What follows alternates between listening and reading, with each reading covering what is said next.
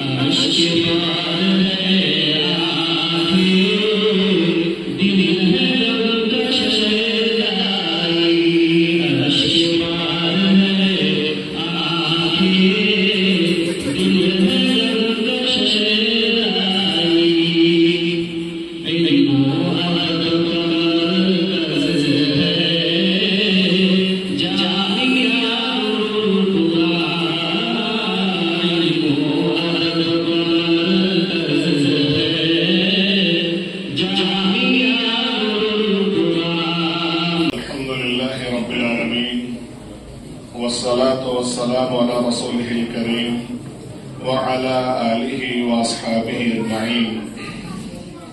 قال الله تبارك وتعالى في الكلام المجيد والفرقان الحميد: أعوذ بالله من الشيطان الرجيم، بسم الله الرحمن الرحيم. والذين جاهدوا فينا لنهدينهم سبلنا وإن الله لمع المحسنين. وقال النبي صلى الله عليه وسلم: شوشنوا واجلولدوا وارموا يا بني إسماعيل فإن أباكم كان راميا، أو كما قال عليه الصلاة والسلام.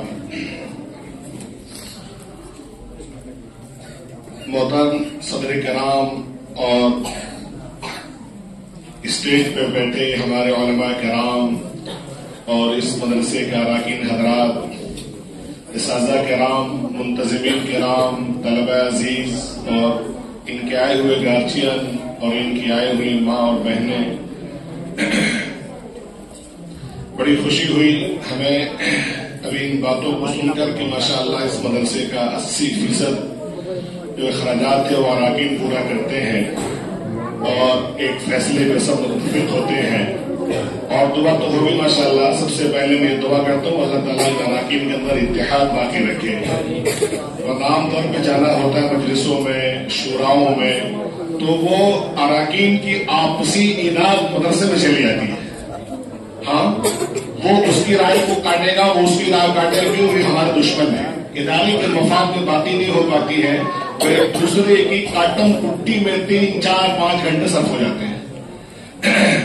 تو مجھے بڑی خوشی ہوئی اس بات پر کہ ماشاءاللہ لیکن وہی ادارہ ترقی کرتا ہے جو مالیات کا بوجھ مالدار لوگ اٹھا لیں، مالدار کا بوجھ مالدار لوگ اٹھا لیں اور طلبہ اور اساتذہ کو پڑھنے اور پڑھانے میں لگا دیں. خیر، اللہ تعالیٰ سے دعا ہے اللہ تعالیٰ تمام اراکین کو اپنے حفظ و امان میں رکھے، انہیں صحت سے نوازے اور مزید انہیں توفیق نصیب فرمائے. ان کے نسلوں میں اللہ تعالیٰ دینی تعلیم رائج اور سرایت فرمائے. میرے عزیز بھائیوں، میں نے جو قرآن کی آیت پڑھی، اللہ تعالیٰ کا پاک ارشاد ہے کہ جو لوگ ہمارے لیے محنت کرتے ہیں، کوشش کرتے ہیں، ہم ان کا ہاتھ پکڑ کے منزل تک پہنچاتے ہیں.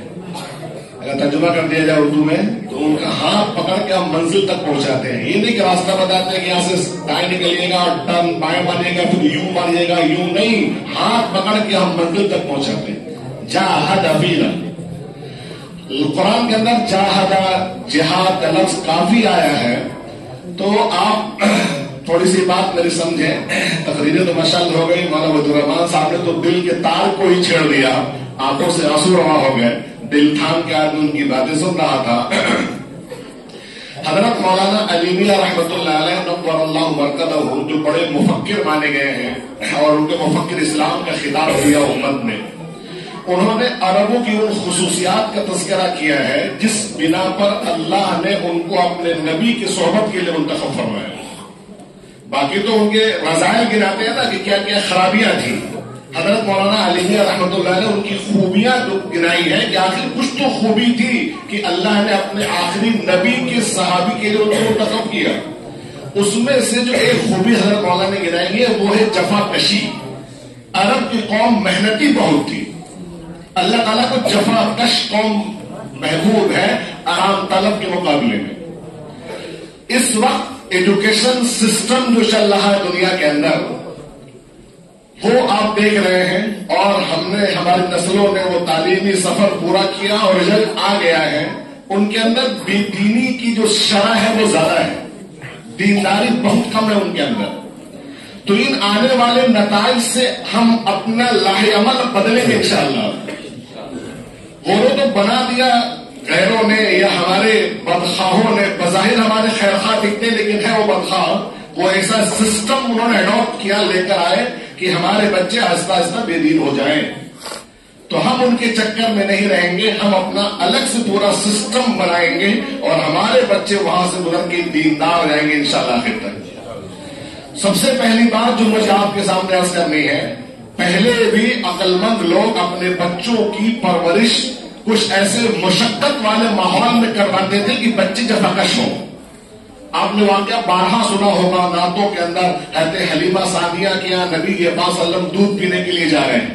وہ عربوں کا پورا ٹریڈ تھا کہ جو بچے ہوں گے وہ دیہات میں جا کے دودھ پئیں گے اور اپنی شروعاتی زندگی وہ دیہات میں گزاریں گے تاکہ دیہات والی جفا کشی آئے، وہ زبان کی سلاست اور فصاحت آئے، اور وہاں کی آب و ہوا ستھری ہے تو ہمارے بچوں کے لیے شورما اچھی ہوگی. یہ سوچ تھی اور صحیح سوچ تھی. وہ بچے جب دیہات میں پلیں گے پڑھیں گے تو وہ جفاکش ہوں گے، اور جفاکش قوم ہی اللہ کو پسند ہے اور وہی کچھ کام کرتی ہے. لیکن اس درمیان بعد میں کہیے ہماری سوچیں بدلی اور ہم اپنے بچوں کو بہت زیادہ آرام سے پالنا چاہتے ہیں. بہت زیادہ آرام میں پلے ہوئے بچے پولٹری فارم کے مرغے کی طرح ہوں گے. میرے عزیز بھائی، وہ اپنے پاؤں پہ کھڑے نہیں ہو پائیں گے. تو آپ سب ماشاءاللہ اراکین ہیں، پڑھے لکھے لوگ ہیں. میں آپ سے کہتا ہوں جو سسٹم ہمارے ایجوکیشن کا اس وقت ہے اسکولوں کے اندر، ہم اس کو بدلیں گے انشاءاللہ، اور اس مدرسے کے بنیادی تعلیم کے نظام کو اتنا اچھا کریں گے کہ اپنے تمام بچوں کو لا کے ہم یہاں ڈالیں تاکہ بنیادی تعلیم یہاں ایک کھلے ماحول میں ہو اور جفاکشی کے ماحول میں ہو. ہم مدرسے میں پڑھاتے ہیں، آپ لوگ ماشاءاللہ مہمان آئے جانتے ہیں. یہ طلبہ جو آپ کے سامنے بیٹھے ہیں انہوں نے پہلے نہیں جو صفائی آپ کو مدرسے میں دکھ رہی ہے وہ ان کے دم پر ہے، سب انہوں نے صاف کیا ہوگا. میں صاف کہتا ہوں، میں تکلف کہتا ہوں، اساتذہ کے جسموں پہ جو کپڑے ہیں انہوں نے صاف کیا ہے، پریس انہوں نے کیے ہیں، ہے کہ نہیں؟ خود یہ صاف ستھرا ہو کے آپ کے سامنے بیٹھے ہیں تو ان کی زندگی کو آپ دیکھیے، بہت رف اینڈ ٹف زندگی گزار رہے ہیں.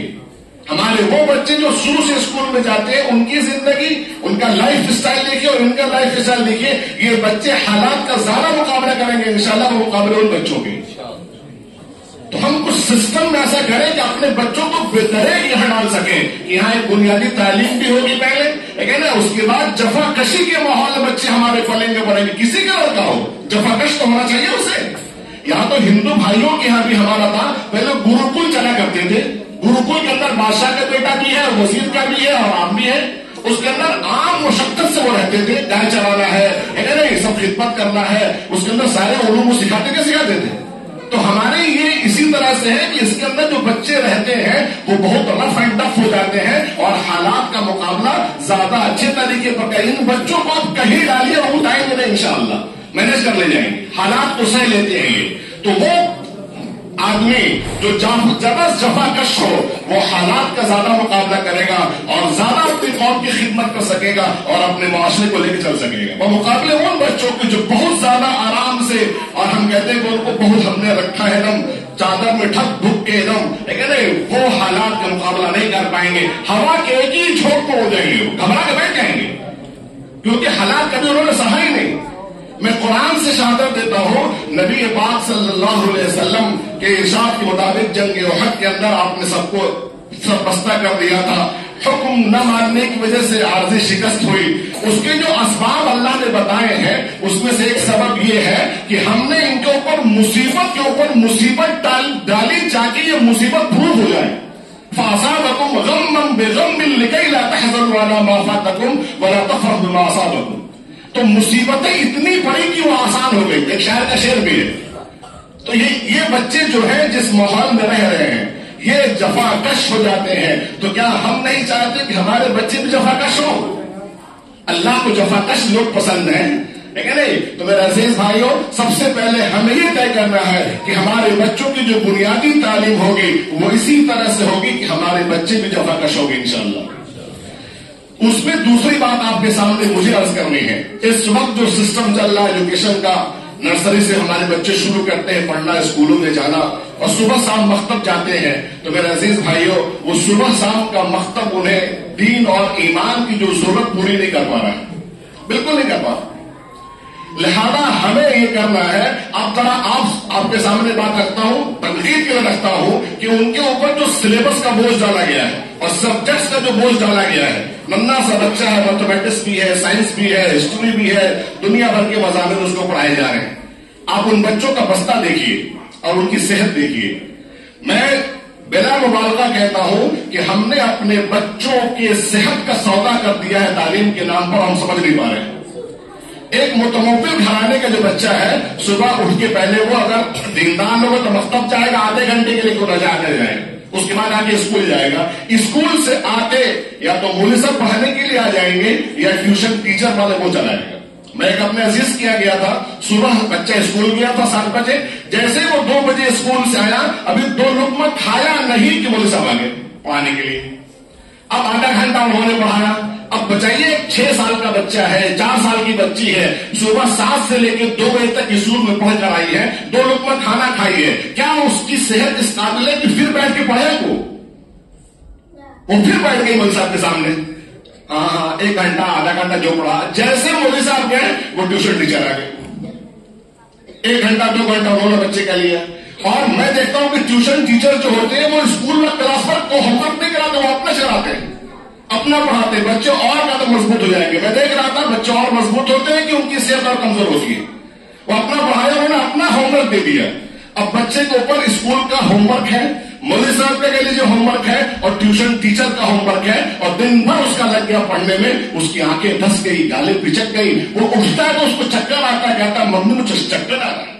8 سال کی عمر بچے کو چکر آ رہا ہے. تو کیا ہم نے انجانے میں بچوں پہ تعلیم کا زیادہ بوجھ نہیں ڈال دیا؟ بولیے 4 سال کی بچی کو آپ کتنا پڑھائیں گے بتائیے؟ کھیلنے کی پوری اس کو ہم نے بہت چھین لیا. اگر میں کہہ دوں کہ ہم نے بچوں کا بچپنا چھین لیا تو مبالغہ نہیں ہوگا، اور وہ ظالمی تو ہوگا جو بچوں سے بچپنا چھین لے. حضرت مولانا علی مونگیری رحمت اللہ علیہ نور اللہ مرقدہ ندوے کے، وہ ندوۃ العلماء کے بانیین میں سے، ان کے استفتاء لگا تھا، میں نے دیکھا تھا حال میں ندوے کے، وہ حج کے لیے گئے ہوئے تھے، وہاں سے خط لکھا تھا کہ بچوں کو کھیلنے کا موقع دیجیے گا آپ لوگ، تاکہ بچوں کے اندر ان کا باقپن باقی رہے. تو آج کا جو سسٹم ایجوکیشن کا ہے، ہمارے بچوں کے صحت سے کھلواڑ ہو رہا ہے. تو اس کو بدلیں گے نا بھائی، یا اپنے بچوں کو پیسیں گے اس کے اندر.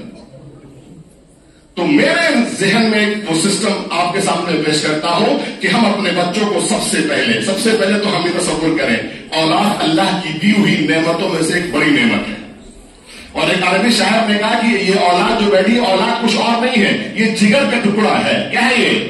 کسی بھی باپ کی جگر کا ٹکڑا ہے. اللہ تعالیٰ نے اپنی قدرت سے اس کو پاؤں لگا دیا. تمہارا دل چل رہا ہے، سمجھو تمہارا دل چل رہا ہے. تو نعمتوں میں بڑی نعمت اولاد کی نعمت ہے. اب اللہ نے اولاد کی نعمت دی ہے. اس نعمت کا شکرانہ یہ ہے کہ جب ہمارا بچہ پڑھنے کے لائق ہو، اس کو اچھا کپڑا پہنا کے، اور میں کہہ دوں سنتی لباس پہنا کے، تیل کاجل کر کے، ماں باپ کے حوالے کرے کہ اس کو لے کے جائیے. آپ باپ اپنے گود میں لے کے بچے کو دیکھتا ہے، اللہ کی نعمت کو دیکھتے آ کے مسجد کے دروازے پہ اس کو رکھے اور کہے میرے بیٹے تو اپنے پاؤں چل کے دربار الہی میں جا، اور اپنی زبان پہلے اللہ کے کلام سے کھول، اور اپنے تعلیمی سفر کا آغاز اللہ کی کتاب سے کر. یہ جذبہ ہو ماں باپ کے دل کے اندر روزی تو پوری دنیا کو وہ دیتا ہے، ہم اس ننھے کے بچے کی روزی کی فکر میں کہاں پڑ گئے؟ تو کلیجے میں آدمی اٹھا کے لے کر آئے، مسجد کے دروازے پر رکھے اور چھوڑے اس طرح، جا میرے بیٹے اللہ کے گھر میں اللہ کے کلام سے اپنی تعلیم کی شروعات کر، اور باپ یا ماں ہے تو کھڑی ہو کے دیکھے میرا ننھا بچہ چلا جا رہا ہے اللہ کے دربار میں اپنے ننھے پاؤں سے، اور وہ دعا کرے اللہ میرے بچے اور بچی کو قبول فرما لے، تو نے اپنے فضل سے دیا، ہمارے کوئی اس میں کہہ لیجیے محنت نہیں اور کوئی ہمارا کچھ بھی نہیں، تو نے دیا۔ شادیاں سب لوگ کی ہوتی ہیں، سارے لوگ تعلقات قائم ہوتے ہیں، لیکن تو جسے چاہتا اولاد دیتا ہے، تو نے مجھے صحیح سلامت اولاد دیا، لگڑا نہیں دیا، لنجا نہیں دیا، اندھا نہیں دیا، بہرا نہیں دیا، دماغ کا مفلوج نہیں دیا، صحیح سلامت دیا، اس کو تیرے دربار پہ لے کر آئی اور اللہ سے قبول فرما لے۔ یہ جذبہ ہو ماں اور باپ کے دل کے اندر۔ مدرسے کا سسٹم ہے ہمارے بچوں کے لائق نہیں تو بنائیں گے انشاءاللہ، بنا دیں گے، اس میں نہیں بن سکتا کیا؟ بن جائے گا۔ مکتب کا سسٹم نہیں تو بنائیں گے انشاءاللہ ہم، تب تک وہ لگی لپٹی چلتی رہے گی ہماری، ہے نہیں؟ اس طرح ہم یہ کر سکیں گے کہ اپنے بچوں کے پیٹھ سے وہ بھاری بستہ اتار کے صرف ایک اللہ کی کتاب لا دیں گے انشاءاللہ۔ اور جب تک ہمارا بچہ قرآن کی تعلیم سے فارغ نہ ہو اس وقت تک کوئی دوسری چیز اس کو پڑھائی ہی نہیں جائے گی انشاءاللہ، تاکہ ہمارا بچہ اللہ کے رنگ میں رنگ جائے، یہ ہمیں کرنا ہے۔ تو میرے عزیز بھائیوں، یہ نظام ہم بنائیں، ماشاءاللہ آپ لوگ پڑھے لکھے لوگ ہیں، رام نگر پڑھے لکھے لوگوں کا شہر مانا جاتا ہے، یہاں سے تو چیز شروع ہوگی باقی لوگوں کے لیے قابل تقلید ہوگی انشاءاللہ، ہے کہ نہیں؟ اور یہ ٹرینڈ ختم ہو جائے کہ صرف غربا کے بچے پڑھیں گے اور فقراء پڑھیں گے، ہے کہ نہیں؟ سب پڑھیں گے، ہمارے اسی مدرسے میں پڑھیں گے انشاءاللہ۔ نظام نہیں ہے، سسٹم نہیں ہے، اساتذہ نہیں، ہم سب کریں گے، لیکن اپنے بچوں کو ہم پہلے جفا کش اور اللہ کی کتاب سے اس کی کتاب کی شروعات کریں گے انشاءاللہ۔ اپنے بچوں سے اس بوجھ کو اتاریں گے۔ قرآن پڑھتے پڑھتے عام طور پہ 1 سال لگے گا، 2 سال لگے گا، استاد محسوس کر لے گا کہ یہ بچہ کچھ ذہین ہے، اما پارا حفظ کرا دے گا، اس کے بعد اور چلتا ہے تو 200 پارا حفظ کرائے گا، اور چلتا ہے تو باقی پارے بھی حفظ کرا دے گا۔ آپ اس کو چاہے تو نرسری سے پڑھنا شروع کریں، nursery, LKG، UKG، first, third, fourth, fifth, ہے نہیں؟ 8 سال لگتے ہیں نرسری پوری پرائمری کے، اور چاہے تو اس مکتب سے اپنے بچے کی اور بچے کی تعلیمات شروع کر دیں، 4 سال کے اندر انشاءاللہ مکتب کی تعلیم سے فارغ ہو جائے گا، 5 سال کے اندر، اور حافظ قرآن بن کے نکلے گا۔ اس کے بعد اس کو دنیا کی جس تعلیم میں آپ کو ڈالنا تو ڈالیں۔ اور میں مشورہ دوں گا اپنے مدرسے پڑھانے والے اساتذہ ذمہ داران کو کہ ہم بھی اسکول کے اندر پڑھے ہوئے ہیں، میرے والد صاحب جو کہ انڈین ایئر فورس میں تھے، تو ہماری شروعاتی تعلیم کیندری ودیالیہ سے ہوئی، انگلش میڈیم سے ہوئی، تو 1 سے لے کے 5 تک جو پڑھائی ہوتی ہے میرا عزیز برادرم، وہ الفابیٹس کی ہوتی ہے، بچوں کو لکھنا سکھایا جاتا ہے اور زیادہ کچھ نہیں ہو پاتا ہے، ABCD ہو، ک خ گ گھ ہو، جوڑ گھٹاؤ ہو، تو اتنی چیزیں جو پڑھاتے ہیں 5 سال میں بچوں کو خرچ کر کے، ہم ایک اچھا جینیس ٹیچر رکھے 1 گھنٹے میں یہاں پڑھوا دیں گے انشاءاللہ، ہمارے بچے کا وقت بچ جائے گا اور مسجد کا اسے ماحول مل جائے گا، مسجد کے چھت کے نیچے بیٹھ کے وہ زیادہ قرآنیات محنت کرے گا اور تھوڑا لکھنے پڑھنے کر دے گا، تاکہ جب وہ 5ویں کے لائق ہو، ادھر قرآنیات سے فارغ ہو اور وہ صرف میں کہیں ڈالیں گے انشاءاللہ، اور بچوں کے مقابلے میں اچھا چلے گا، یہ میرا وعدہ ہے، کر کے دیکھیں گے۔ اور دوسری ایک اہم بات اس کی طرف ہم توجہ کریں کہ اس وقت تعلیم کے لائن سے ہمارے بچوں کا ایمان چھیننے کی کوشش شروع کی جا چکی ہے، تو ہم بھی قرآن حفظ کرا کے اپنے بچوں کی ایمان بچانے کی کوشش شروع کریں انشاءاللہ۔ حدیث کے اندر ہے کہ جس سینے میں قرآن ہوگا وہ جہنم میں نہیں جائے گا، جس سینے میں قرآن ہوگا اللہ تعالیٰ قرآن کا محافظ ہے، تو جس سینے میں قرآن ہے اس سینے کا محافظ بھی اللہ ہوگا، اور ان سینوں کی حفاظت کرنے والوں کی بھی حفاظت اللہ کرے گا انشاءاللہ۔ تو میرے عزیز بھائیوں، ایک انقلاب لانا ہے ایجوکیشن سسٹم کے اندر، اپنے بچوں کے لیے ہم ایک نیا تعلیم گاہ بنائیں گے انشاءاللہ، جو ہمارے بچوں کی دینی اور دنیاوی ضرورت پوری کرے گا انشاءاللہ۔ آپ پڑھے لکھے لوگ ہیں، دنیا دیکھ رہے ہیں، جو لوگ اسکول کے اندر پڑھاتے ہیں وہ دیکھ رہے ہیں، یہاں جو ہمارے بچے پڑھتے ہیں یہاں کوئی ایجوکیشن نہیں ہے، مخلوق تعلیم نہیں ہے، تو ان کی پوری توجہ تعلیم پہ لگتی ہے۔ اگر وہ چیز وہاں جو پڑھائی جاتی ہے خرافات، یعنی پڑھنے کے لیے، سائنس پڑھنے کے لیے بے حیا بننا ضروری ہے کیا؟ میتھ پڑھنے کے لیے گانا گانا ضروری ہے کیا؟ وہ خرافات کو ہم چھانٹ دیں گے وہیں، اور جو چیز ہوگی یہاں لے کے چلے آئیں گے۔ وہ تعلیم گاہوں کے اندر جو چیزیں لگی ہیں جو ہمارے بچوں اور بچیوں کے پیچھے گھر تک چلی آ رہی ہے، وہ ہمیں گوارا نہیں۔ ہم بچے کو پڑھانا تو چاہتے ہیں لیکن کوئی اس کا بوائے فرینڈ ہو گیا ہمیں گوارا نہیں، تو وہ تعلیم کو اٹھا کے یہاں لانا پڑے گا نا، دھو اٹھا کے وضو کرا غسل کرا کے لے کے یہاں لا دیں گے، اور ہمارے ایک دیندار ماسٹر ہمارے بچوں کو 1 گھنٹے کے اندر وہ الفابیٹ پڑھا دے گا انشاءاللہ۔ تو اس طرح بنیادی تعلیم ہمارے بچوں کی مسجد کے چھت کے نیچے اللہ کے رحمت کے سائے میں دیندار اور علماء کے سامنے ہو جائے گی تو انشاءاللہ ان کے اوپر دین کا رنگ چڑھ جائے گا، اور یہ امید ہم کریں گے اور اللہ کے سامنے یہ عذر پیش کر سکیں گے، اے اللہ ہمارے بس میں ہمارے بچوں کا جتنا ایمان بچانا تھا ہم نے وہ کیا، باقی اب تیرے حوالے کر کے ہم دنیا سے جا رہے ہیں، ان کی حفاظت تو فرمانا میرے اللہ۔ لیکن اگر ہم کچھ بھی نہ کریں تو میرا عزیز بھائیو اللہ ہم سے پوچھے گا۔ سورہ یعقوب کا جملہ یاد کیجئے، ما تعبدون من بعدی، حضرت مولانا علیمیہ رحمۃ اللہ علیہ صاحب کے اتنے دل دادا کہ جہاں جائیے ما تعبدون من بعدی، ما تعبدون من بعدی لگوائے ہوئے تھے۔ مسئلہ کیا تھا کہ ان کی جو پوری قوم تھی وہ جا کے مصر میں بسی تھی، اور مصر میں یہ چھوٹی سی کہہ لیجیے ایک کمیونٹی مسلمان تھی اور باقی پورا مصر کفرستان تھا۔ تو ایسے ملک کے اندر اقلیت کا اپنے ایمان پہ باقی رہنا بڑی چنوتی ہوا کرتا ہے، اکثریت اپنے پہ ظلم کرنا چاہتی ہے۔ صدر یعقوب کو جو بات پیشین کی تھی یہی تھی کہ مصر کے اندر ہمارے بچے ایمان پہ باقی رہیں گے یا فرعونیوں کے پیچھے چلے جائیں گے۔ تو مرتے دم جب روح نکلنے کا وقت قریب ہے تب اطمینان چاہ رہے تھے، ما تعبدون من بعدی، تم بتاؤ میرے بعد تم کس کی عبادت کرو گے؟ تو سچویشن سمجھیے، مصر کا پورا علاقہ کفرستان ہے، یہ خاندان مسلمان ہے، اس کا جو سب سے بڑا سربراہ وہ دنیا سے رخصت ہو رہا ہے، وہ اپنے بچوں سے اطمینان چاہتا ہے کہ تم دنیا سے جانے کے بعد کس کی عبادت کرو گے؟ تو وہی بے چینی ہمارے دل کے اندر بھی تو ہو، ہم بھی یہاں اقلیت میں ہیں، ہمارے جانے کے بعد ہمارے بچے کس کی عبادت کریں گے؟ اگر ان کو پورے آپ اسکول کے تعلیم کے حوالے کر دیں گے تو آپ اسکولوں کا حال دیکھ رہے ہیں، نصاب کا حال دیکھ رہے ہیں، بے معنی چیزیں ان کو پڑھائی جا رہی ہیں، اور آہستہ آہستہ شرک کی قباحت ان کے دل سے کم ہو جائے گی۔ تو میرے عزیز بھائیوں، ہمارے ہندو بھائیوں نے اپنا نظم کیا شیشو ودیا مندر کی شکل میں، لیکن نہیں، ابھی کل میں مولانا سجاد نعمانی صاحب کا وہ بیان سن رہا تھا کہ وہ گئے تھے حیدرآباد، وہاں انہوں نے بتایا کہ اسکول ہے وہاں اور ہاسٹل والا اسکول ہے، 6000 بچے اس اسکول کے ہاسٹل میں رہتے ہیں۔ ڈاکٹر ابوالکلام آزاد اسی اسکول کے پڑھے ہوئے تھے۔ وہاں بچے صبح اٹھ جاتے ہیں اور سب اسنان کرتے ہیں، اس کے بعد اگر اپنی پوجا کرتے ہیں، اس کے بعد ورزش ہوتی ہے، اس کے بعد پھر وہ کلاس کے اندر پڑھنے آتے ہیں، اپنے پورے ہندوازم کے ساتھ وہ اعلیٰ تعلیم اپنے بچوں کو دیتے ہیں، اسی میں کے پڑھے ہوئے یہ بھی تھے، اسی لیے ان کے بارے میں آتے ہیں کہ پہلے منتر پڑھتے ہیں، آپ نے بھی سنا ہوگا، پتہ نہیں ہندو کمیونسٹ کیا ہے، وہ بچپن میں جس اسکول میں پڑھے اس اسکول کا نظام یہی تھا۔ تو کیا ہم ایسا نہیں کر سکتے کہ ہمارا بھی کوئی ایسا اسکول ہو جہاں بچے اٹھ جائیں، صبح تہجد پڑھیں، دعا کریں، نماز پڑھیں، تلاوت کریں، اس کے بعد ورزش کریں، اس کے بعد پھر اسلامی طرز پر ان کی تعلیم ہو؟ ٹیچر میں ہم کمپرومائز کر لیں گے، کسی کو لے کر آئیں گے، ہم پڑھائیں گے اچھی تعلیم، لیکن تربیت میں کمپرومائز نہیں کریں گے۔ تربیت سمجھ رہے ہیں؟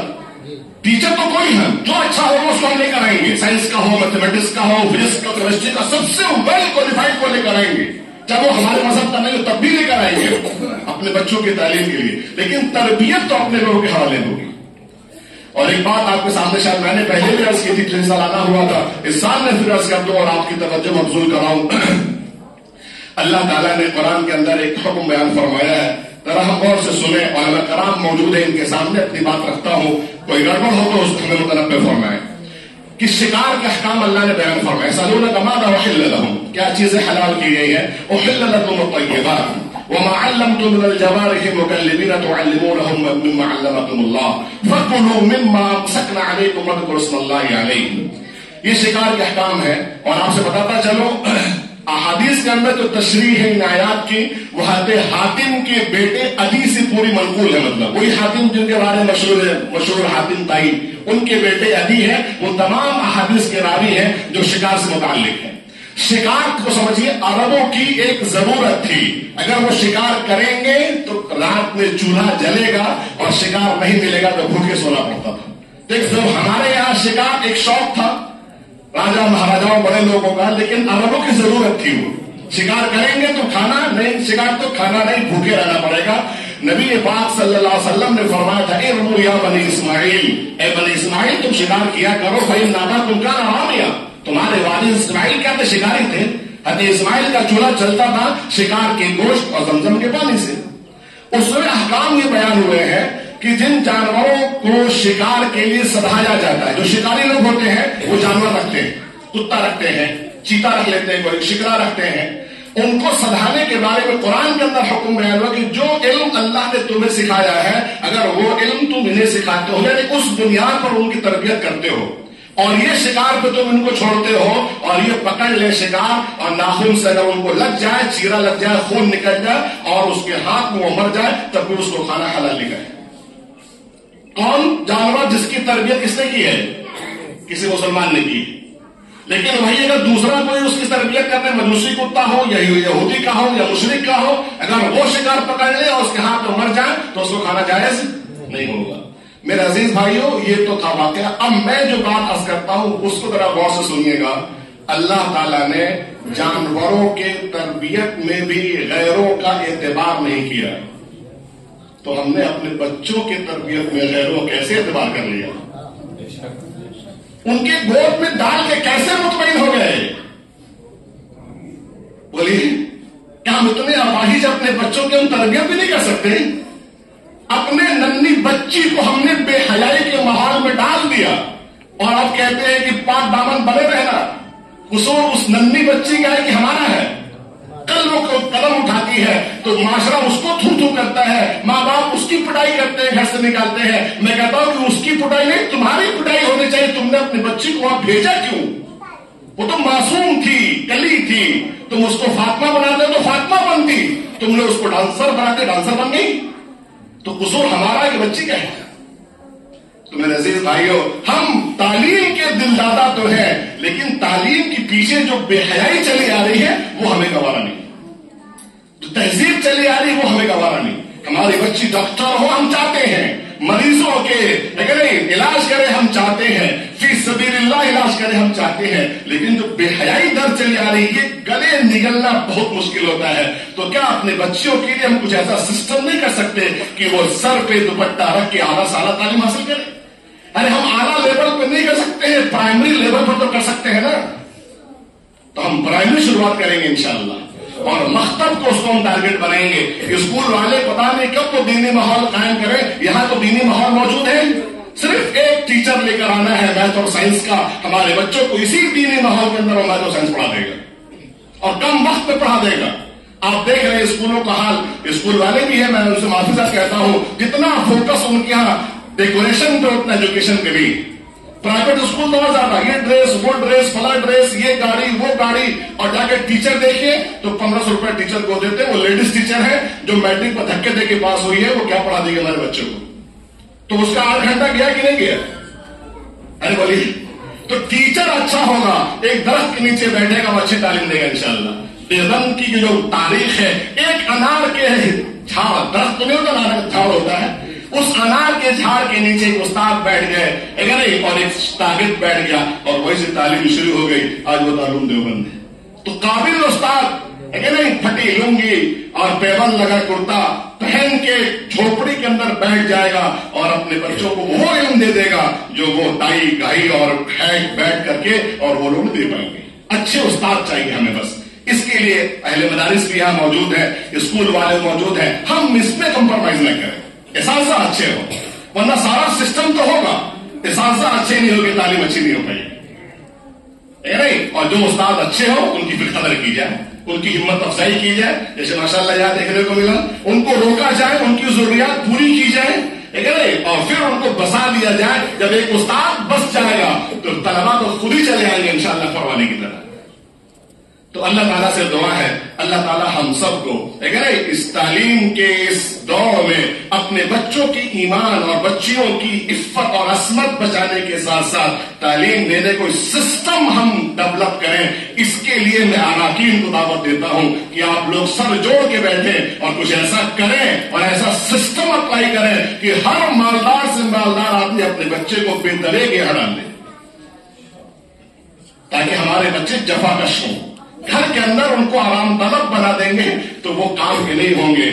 جو پھول کانٹوں میں کھلتا ہے انگاروں میں پلتا ہے وہی پھول چمن کی تقدیر بدلتا ہے. جو بہت آرام اور آشائش سے رہیں گے وہ زیادہ کام نہیں کر پائیں گے. ان کی اپنی زندگی اٹھانا ان کے لیے بار پڑ جائے گا. تھوڑی سی پریشانی آ جائے گی چت ہو جائیں گے.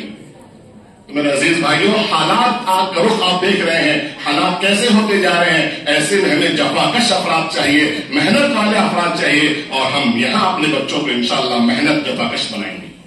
کریں گے انشاءاللہ. اللہ تعالیٰ سے دعا ہے اللہ تعالیٰ ہم سب کو اس نہج سے راستہ نیا ہے کہ نہیں چلنے سے راستہ لگ جائے گا. اور آپ لوگ پڑھے لکھے لوگ ہیں ماسٹر ہیں ڈاکٹر ہیں کہ نہیں اور کہہ لیجیے مدرسے کی کہہ لیجیے خرچ اٹھاتے ہیں. تعمیرات بھی ماشاءاللہ پوری ہونے کو ہے. تعمیرات تو اجگر ہوتا ہے پورا بٹن نکل لیتا ہے تو خیر پورا ہو جائے گا. پھر آپ لوگ بیٹھ کے وہ سسٹم ڈیزائن کیجیے اور ایسا نصاب بنائیے کہ ہمارے بچے حفظ کے ساتھ ساتھ پرائمری پوری کرتے چلیں انشاءاللہ.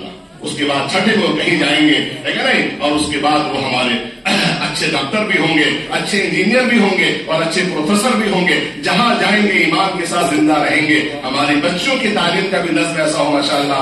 اللہ سے دعا ہے اللہ تعالیٰ ہم سب کا یہ مل بیٹھنا قبول فرما لے. ان حافظ بچوں کو قبول فرما لے جنہوں نے تعاون کیا اللہ ان سب کے تعاون کو قبول فرمائے. اور جو میں نے آپ کے سامنے ایک فکر پیش کی ہے اگر کوئی نقد ہو تو تنقید کریں لیکن ایک ہے اس کو شروع کیا جائے انشاءاللہ. الحمد للہ رب العالمین.